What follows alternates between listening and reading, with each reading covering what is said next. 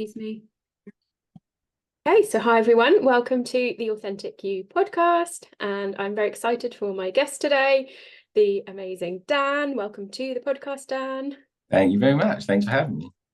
So I want to give you a little bit of context of why I asked Dan to come on the podcast today. And I met Dan when I was at a real pivotal point in my spiritual journey. So I had I'd gone through like what I would say like my first stage of awakening, and had that awareness that there's more out there and connection with spirit, and I'd gone through several things. I'd trained in energy healing, and then I would say, like, when I met Dan, I was at like my second stage of awakening. So I'm sure those listening will resonate, like you might be somewhere on this journey, and that was after I had a psychic attack.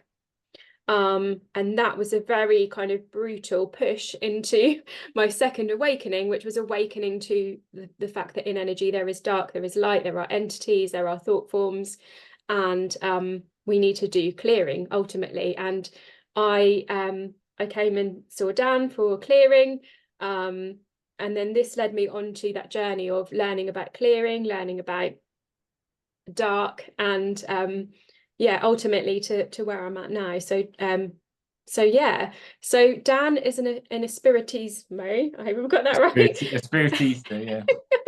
And which I think is just amazing, and it's really interesting. So Dan and I met up for a chat before this podcast, and a lot of the kind of awarenesses that we had were very similar, but the way we kind of go about our work was sort of slightly different. And I'm quite interested in like the cultural side of the work that you do, Dan, as well. So I'll pass over to you and let you introduce yourself. I was going to introduce you, wasn't I? But we'll just share with the listeners that I failed at my Spanish epically in trying to introduce Dan. So I'll pass over to you. Yeah, so kind of my background really. I mean, I originally kind of came to the field, I guess you could call it that, when I was about 15. So I sort of attended kind of development groups around in traditional European spiritualism. I'd done that kind of for a number of years and sort of passed through a few other kind of traditions and things like that. I mean, I think everyone, who starts on any of these paths, they go down these multiple routes. I guess there's a level of exploration to try to find yourself, and find what kind of resonates with you. So I kind of went down that meander, if you want to call it that, through all these different paths. And then I kind of left spiritualism and spiritism completely, for a little while, and then eventually kind of came back to it. Now, when I came back to it, I was quite fortunate. I met a chap from Puerto Rico, and he introduced me to the kind of the concept, if you like, of Espiritismo. Now, I use that as a bit of an umbrella term because within Espiritismo and within that culture, there's different kind of denominations of it and different forms and practices. But what it is, for all intents and purposes, is spiritism, not spiritualism, because spiritism, there's two differences, right? It's spiritism of Puerto Rico, and it's also found in Cuba and a lot of the other Caribbean islands around there. And there's also actually some crossover even around in sort of South America and Middle America as well. So I kind of found that, and I explored that and the techniques, and that's obviously quite difficult, obviously being UK based, that was quite a journey in and of itself. So I spent some time, I went over to Cuba as well, traveled around Cuba, and there's a lot of interrelated faiths and practices around Spiritismo.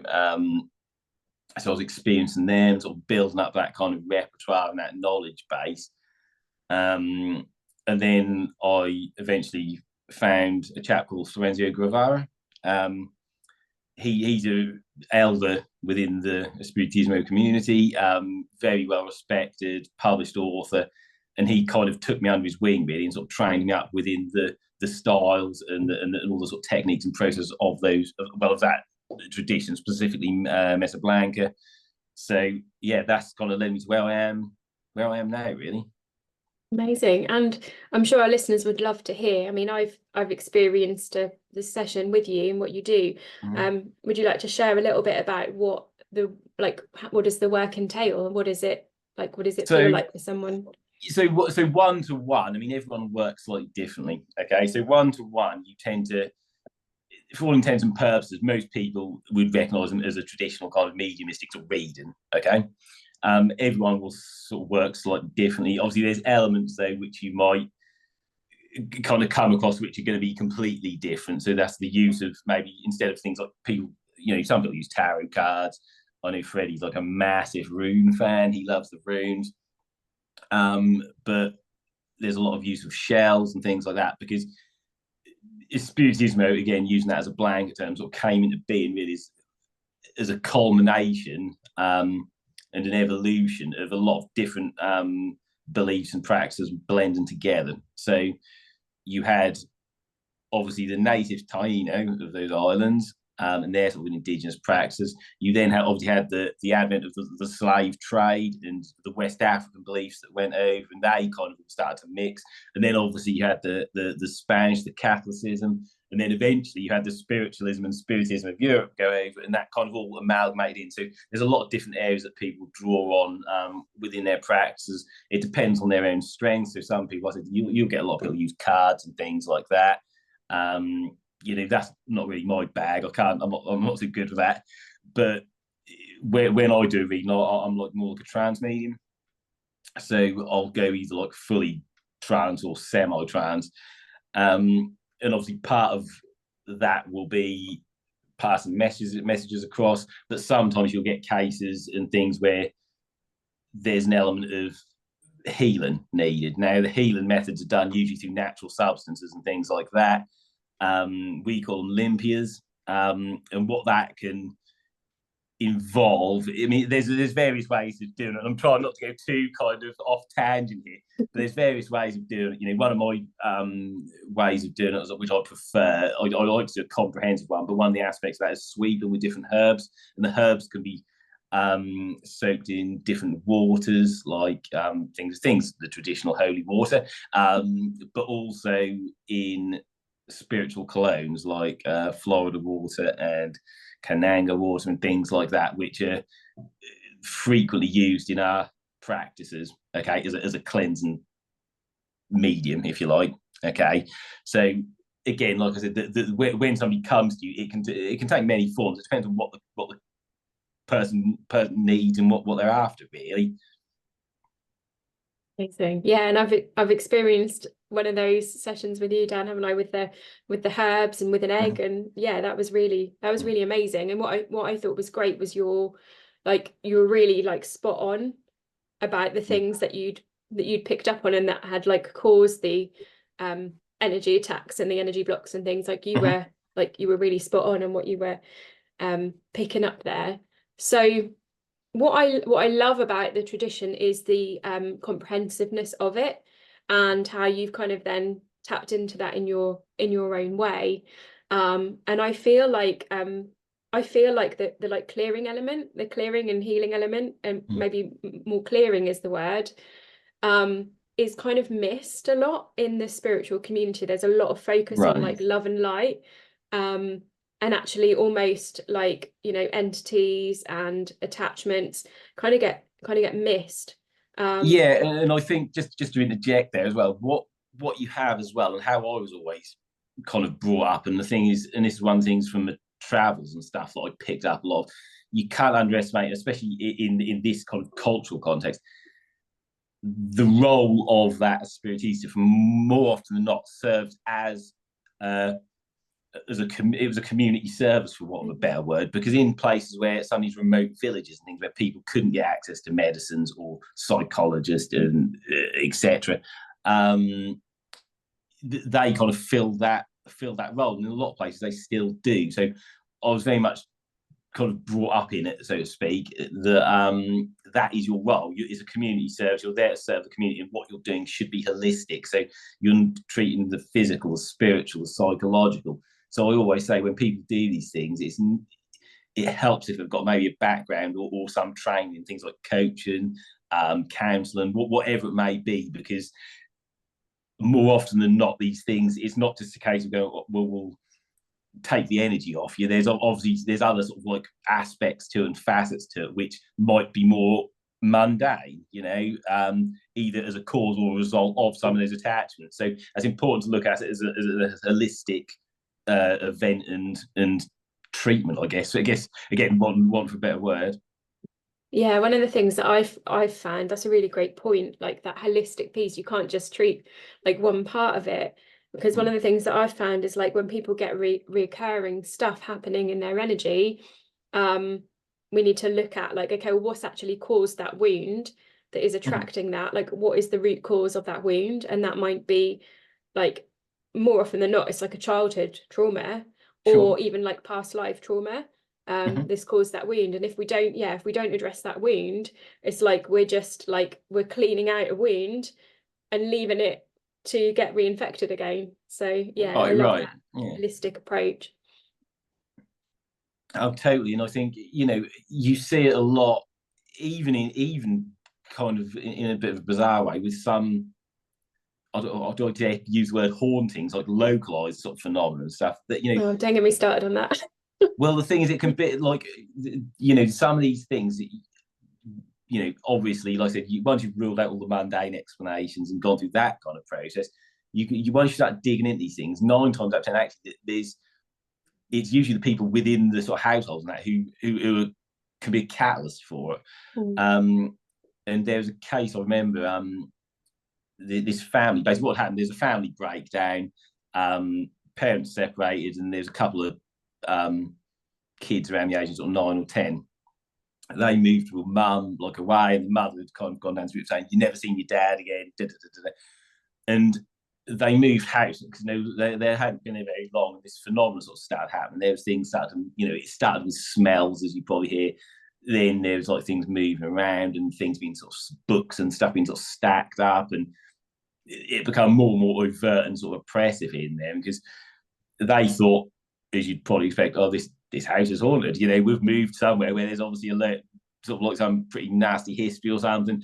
The kind of traditional sort of like film angle of it, I guess. And actually, they got a medium in there who went in there and said, actually, no, that isn't what the issue is. The issue actually is the fact that he went to the kids to see their dad, and it's one of those kids in the household who was actually projecting this phenomenon because they're in this, I guess, this headspace, this mindset, and it's radiating out and then causing this phenomenon.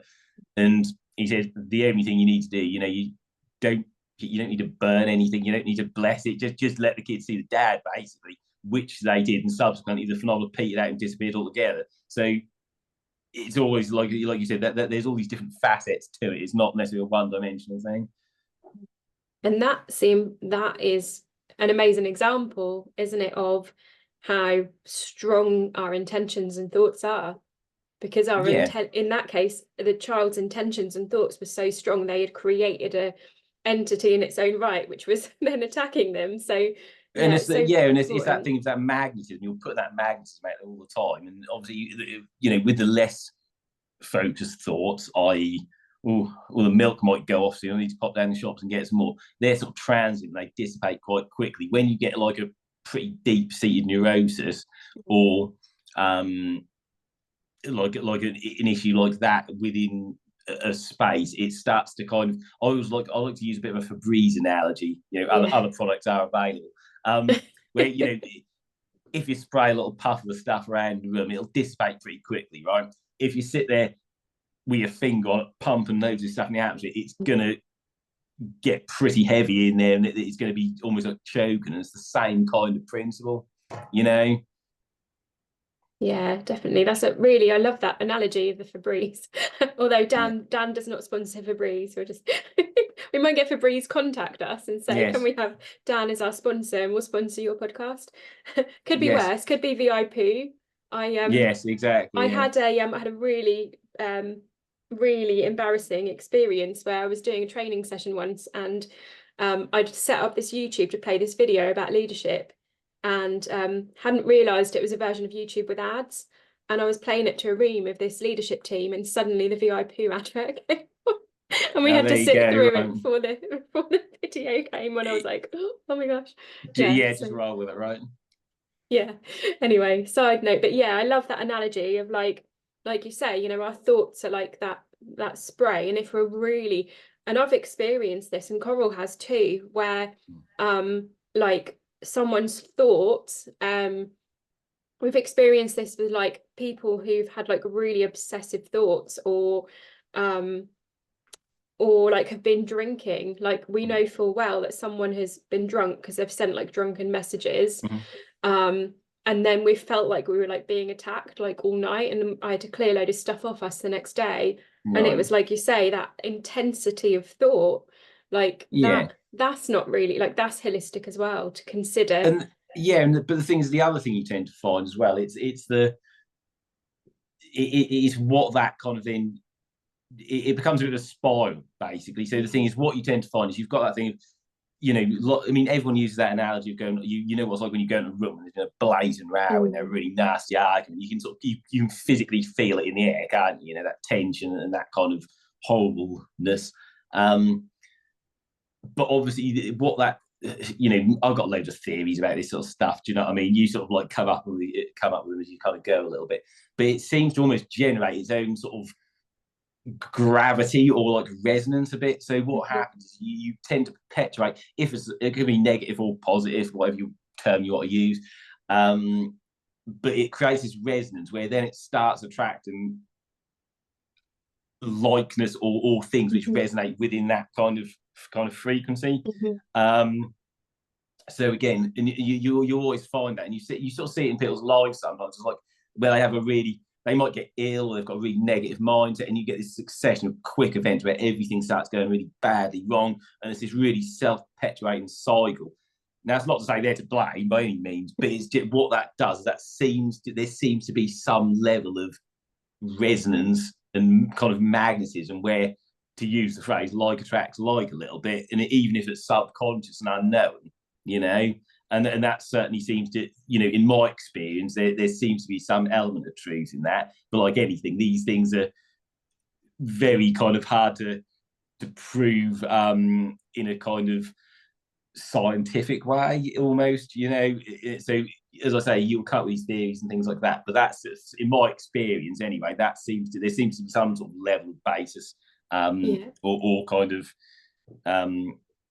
resonance with that anyway. Well, the quantum research, like quantum physics, does kind of hold that up, doesn't it? In that our intentions become matter. So we actually, there was a really, I don't know if you've seen the robot and chick experiment. They put in a robot that did random movements around a pen. They put it next to a baby chick, and the baby chick was like just been born, poor little chick, and it was calling out mummy basically with its intentions. And they found this completely randomly controlled robot started to only make movements the side of the pen near the chick, even though it was programmed to like randomly move around the whole thing. So they found that the like consciousness of a baby chick could affect a robot. So that's like, the science backs up like what you're saying, the research backs that up. But then, in equally, I mean, we're going down a bit of a rabbit hole here, aren't we? Really? But it's like, I love a rabbit hole. But the thing is, then, and this is the thing, if that holds true to the individual, then you think about it, what happens when you get a group of 4 or 5 people, or 10 or 20 or 30 or hundreds of thousands of people. And this is why, like when you get sort of like these kind of almost group minds sort of start to form and things like that, like like when you see like these sort of riots happen, like these big riots on TV, it might start with a few people, and then you'll get people like accountants and doctors and stuff who probably wouldn't be involved that might be joining in as well. It sort of creates this sort of snowball effect, and sort of permeates out. And it's the same as like in like holy buildings and things, most of them will have a certain resonance or energy about them, because I'm using that term energy quite loosely, because that doesn't really mean anything, does it? It's just a term we've used for something we don't really quite understand yet. But it's with those buildings, if you've had, especially in this country, certainly, that you've got buildings which have been churches and things that have been standing for over 1,000 years. If you've got a lot of people going in there with a very focused mind on certain things, and there's a quite regimented format to it, it's going to have a quite potent effect there. And that's why with those sites you get like some of these sort of atmospheres, phenomena, whatever you want to call it, kind of occurring, and why a lot of them have that kind of slightly peaceful kind of ambience about them. Yeah, That's my theory anyway, or part of my theories. Yeah. Yeah, I was thinking that actually. That's where my mind was going when we were talking about the kind of thought form stuff in the groups. Like one of the things I've noticed here, we stripped some layers of wallpaper off the wall when the wall was damp, and then all this land trauma came out of the house, and it was from the war, and it was like, yeah, like that.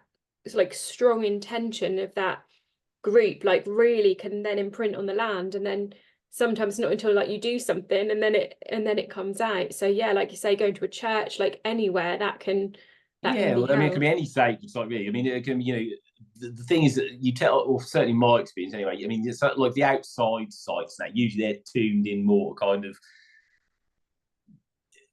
to delicate earth energies and things like that. There's a bit of a bigger sort of force kind of behind that, I feel, but certainly within buildings, because it's contained, especially when it's like stone and stuff, where it's dense materials, it does seem to kind of house it and kind of prevent it sort of dissipating, really. Do you know what I mean?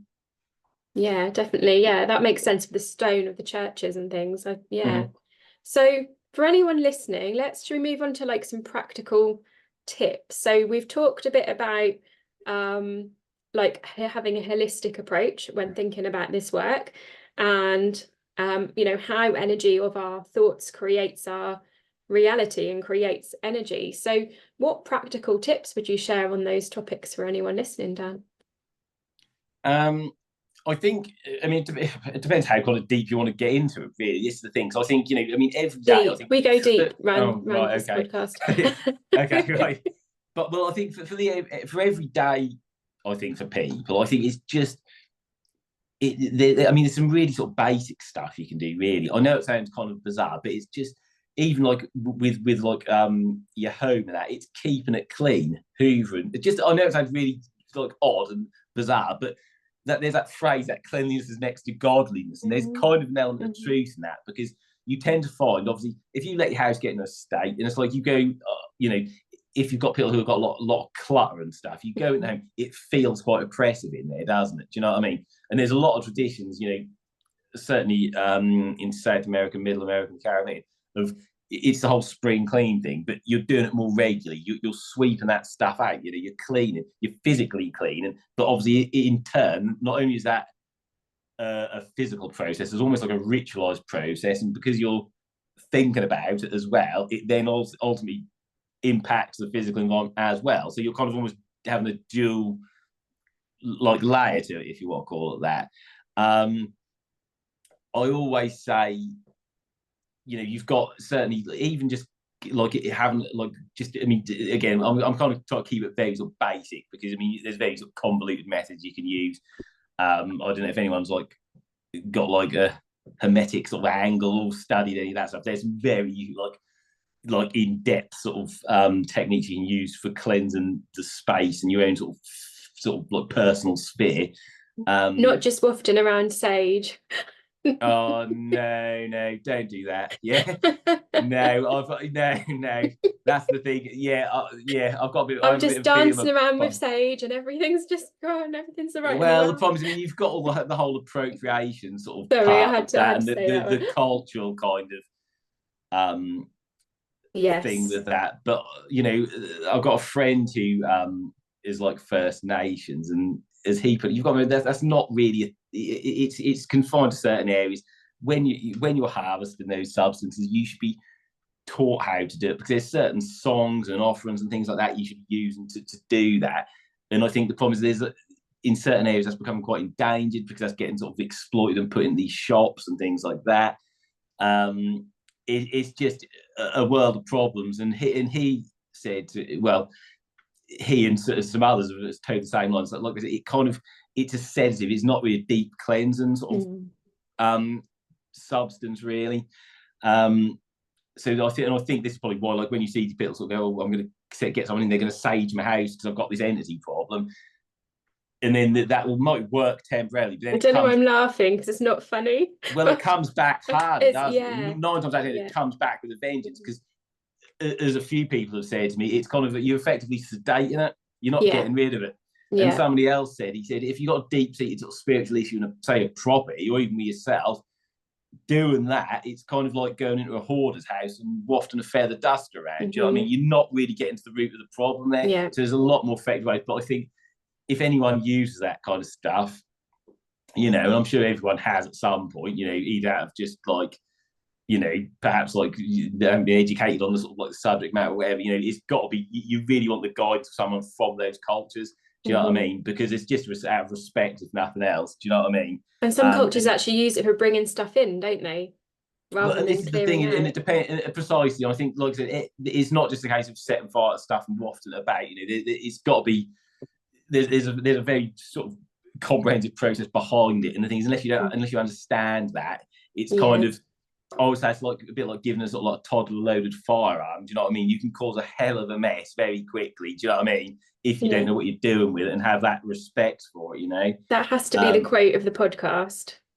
Yeah, I might quote that somewhere. It's like giving a toddler yeah. That has to be like, I love that analogy. Yeah, and I think, like I said, it's important, certainly, and you know, from my point of view, obviously, having gone into like a different culture, and you know, I've been very lucky in the sense that I've got some wonderful teachers and people who've been very kind of willing to share that with me. But I don't know, I'm very aware of them. I don't have any rights to that. Do you know what I mean? That isn't my, you know, I can't go and just that cherry picking bits out. It's like all or nothing. It's like, you know, I've had to do a lot of travel. I've got to go to a lot of places and put that in time and investment in. And there's been doors shut in your face and all the rest of it. Do you know what I mean? So it's got to be done with the utmost sort of respect and kind of gratitude, really, when you do actually start learning those things, because they're potent systems and potent medicines, you know. So yeah. Sorry, I was going to go on a tangent then as well. That was because I took us down the rabbit hole, wasn't I? You pushed me over that precipice, didn't you? Yeah, you pushed me over there. No, because I totally agree. So that's why I kind of like, let's go down this rabbit hole. Yeah, but I mean, even things like rosemary. I mean, if you're talking about, you know, if you want an effective substance for purification, things like angelica is a herb. You know, that's pretty much as good as you're going to get, really. Do you know what I mean? And the things, if you can grow it yourself, I don't know if you recall, I've got like my own sort of little. You've got an amazing herb garden, yeah. But I mean, that's a super effective herb for cleansing. Do you know what I mean? And it's like no appropriation necessary. Do you know what I mean? Yeah. I put a little label on it, kind of thing. You know, you don't need it, but it's a very effective tool. Do you know what I mean? And same things like herbs, like basil, rosemary, any of those herbs. You know, you want a winner there. It's just like it's known how to utilize them in the most effective way, right? Yeah, you gave us a recipe for some cleansing water, didn't you? And that was amazing. Yeah, that was really amazing. I could literally feel it, like sort of almost a fizzy effect on my energy using it. It was really potent. I mean, going back to the idea of what you could do at a kind of a base level, even really, is like if you're having a shower or a bath and things like that, water as a substance is kind of almost the ultimate at manifesting and becoming a conduit and holding energies. You know, so the thing is, if you have a bath, even just, it doesn't matter what belief system you've got, if you put some blessing or belief or positivity into that, it will hold that charge. You know, same with if you have like Epsom salts and things like that, put that in there. Do that first. You know, bless it. You know, it doesn't matter what system you're part of.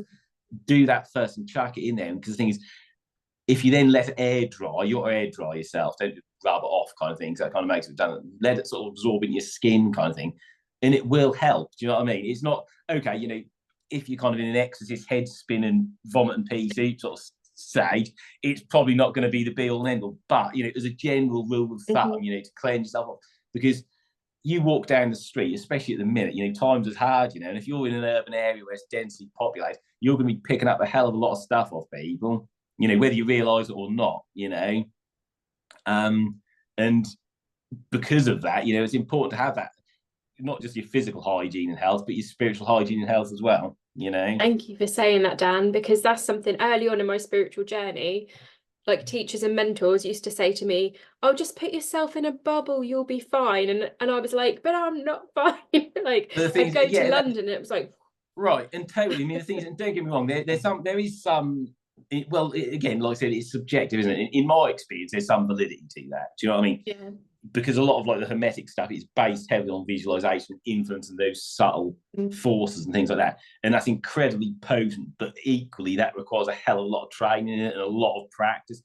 It's not like, oh, I'll just read this thing and sort of, you've got to be pretty good at utilizing your visualization skills, your own personal willpower and everything like that. You've got to have a real efficiency with that for it to be effective, And I think for most people, they're not going to be, day to day. Most people now probably don't always have the time to do that unless you're that way inclined. Yeah. It's like anything, isn't it? You've got to sometimes need something maybe a bit more accessible and practical for you can get off hand or do whatever, So what would you recommend then for people listening? Because, the reality is we do sometimes have to, I'm saying this like my own perspective, I get online deliveries a lot, but we do sometimes have to go to the supermarket or go into town so water, I guess. It sounds like water would be your number one. Is there any other tips around that if, someone's really busy and then they need to go to work and then, I mean, you've got even basic things. I mean, if you like even at night time, if you're getting a lot of nighttime disturbances, if you get a little dish of like white vinegar, okay, and add to it some, you want some just sort of sea salt. Again, whatever system you're part of, if you bless that item, mix it in with the vinegar and stick it under your bed, it'll stink a little bit. I'm not gonna lie, but that's really good at, again, all of these substances have subtle influence and counterparts to them, okay, and that's the important thing to remember. And this is maybe my slightly animistic view of things, but certainly natural substances all have forces attached to them. If you put something like that under your bed, the vinegar and that it stops some of these other sort of forces from condensing. And the same as like a glass of water, I'll have a glass of water by the bed.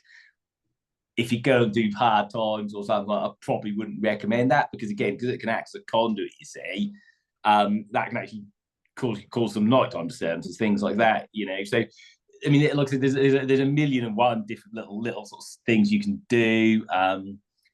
As I say, I mean, how long you got really?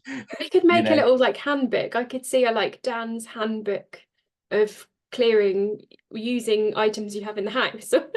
I could see and it's even that thing of even just trying to change your mindset a bit, because I said and getting that focus. Okay, so I know, that sounds really cliche sort of thing. You do some positive affirmations kind of thing, but you can do that, but you've got to believe it, and you've got to put a bit of sort of belly fire in behind it. Do you know what I mean? And you've got to, if you do it regularly with a bit of willpower behind it, you will start finding that will have an effect. I mean, don't get me wrong, you're not going to be Harry Potter kind of thing. You're not going to be sort of making miracles happen and, turning people into frogs and sort of all this stuff, but it will start to have that impact, because ultimately you're creating that atmosphere, which, like we said earlier, is going to generate a bit of a snowball effect, or at least, again, for want of a better phrase, some sort of gravity field, which will start attracting some of those positive things, Yeah, so have a go at that. That does work quite nicely. Yeah, again, it's that intention which creates energy thing again, isn't it? So if you put that really powerful intent behind it, you're not just walking down the street saying some words, but actually really, like you say, that belly fire, really getting that energy behind it. And obviously in my kind of practice, obviously we do a lot because we work with our own spiritual frame, as we call it. You're quite a spiritual, it's you're working with your ancestors and your own spirits, who obviously when we get spirit guides identified, that's done through what we call Mesa, which is like a seance, and that's done over time with various elders, and they will kind of help you identify which spirits you have. Okay, so obviously when you start working with them again, you start working with them more and more, and that ultimately will bring those sort of benefits slightly as well. But like I said, as an individual, if you're not really into that and that's not your thing, you can just generate it yourself, really. For what you really can. Amazing. So anything else? We're sort of coming to the end of the podcast. Any other tips that you want to give our listeners and watchers today, Dan? I think like anything, isn't it? I mean, we were saying it's just you go with your gut feeling on everything. If it feels right, then it probably is. If it's not, if it feels slightly off, even the meagerest hint of doubt, then leave it alone and don't go near it. And just always make sure, like, whoever you get involved with as well, because as we know, and I know there's been all this stuff kicking around about these documentaries on Netflix. There's a lot of groups out there and a lot of people out there who are quite exploitative, or should we say that they're dressed up as something they're not. And I think that again, going back to my kind of personal experience, that you've asked questions, always ask questions, because if someone's honest and open, they'll answer them. Nothing should be off the table, really. So the whys and the whats and the wheres, they're quite powerful questions for people. I think that's so important, and I've done that. So especially after the experiences I was going through when we met, anyone that I worked with after that, or I had people like wanting to do swaps and things, I always asked them, what energy do you work with, and explain why it was important to me. And they just opened up and told me. And then it was just like, okay, like you say, that body truth, like this has actually been quite a few podcast topics have been around that body truth of like, okay, how does this feel? Does this feel like a yes, or does this feel like a no? So I think that's really, really important tip there, is to listen 100%. To your body, and you will know. And if you don't know in that moment, ask questions until you do know. And also, I think the other thing as well with any of this work, whatever practice you have, whatever, it is very, very easy to look for all the answers there. Do you know what I mean? And it's like there's no shortcuts in life. No. Do you know what I mean? Whatever you do, there's no person or no system which will give you all the answers you want and fix all your issues or bring you sort of eternal peace or nothing like that. There's nothing which will necessarily get you down that path. But what it will do is help you identify what you need. Do you know what I mean? And there's a difference between what you want and what you need, Amazing. Thank you for sharing that, Dan. And something just popped in my mind, which I will share, which I thought was quite funny. So I did a podcast a couple of weeks ago with a guy called Sam, Medicine Man Sam. And one of our listeners messaged me and said, oh, I love the podcast episode with Dan. It was absolutely amazing. And I was like, how did she know? Like, she didn't know that you were coming on. And she said Dan instead of Sam.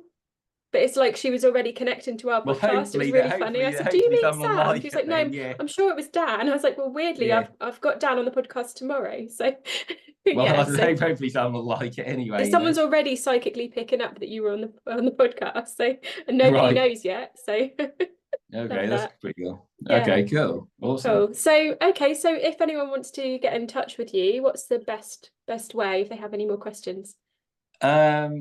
Well, off the back of this, probably through yourself, really. Like I said, I don't advertise. I don't do what I do. It's not run as a business. A lot of us word of mouth. So I don't have any kind of like business contact or anything I can actually give out. So it's literally. People can ask me if there's any questions. Yeah, if they've got your link. Yeah, of course. You. Yeah, and you can kind of, I'm sure, hook us up or whatever you need to do. And I'm more than happy to speak at length and bore people to tears with it. Amazing. Thank you, Dan.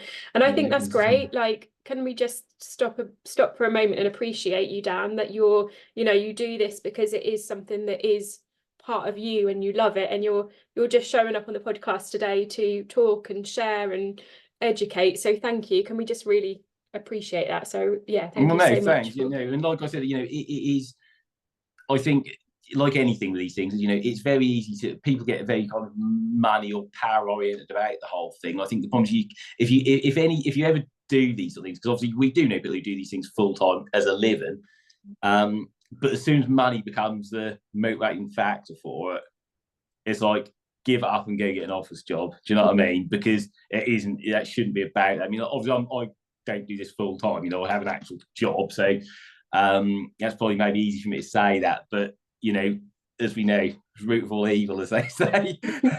Yeah, it's more about the intention, isn't it? Like that. How can I be of service with this? It's got to be and obviously it's got to be client focused at the end of the day, because that's what you're there to do. You're there to help people at the end of it. It really, it's just cheesy and sort of like cliches. I'm saying that really is the crux of it.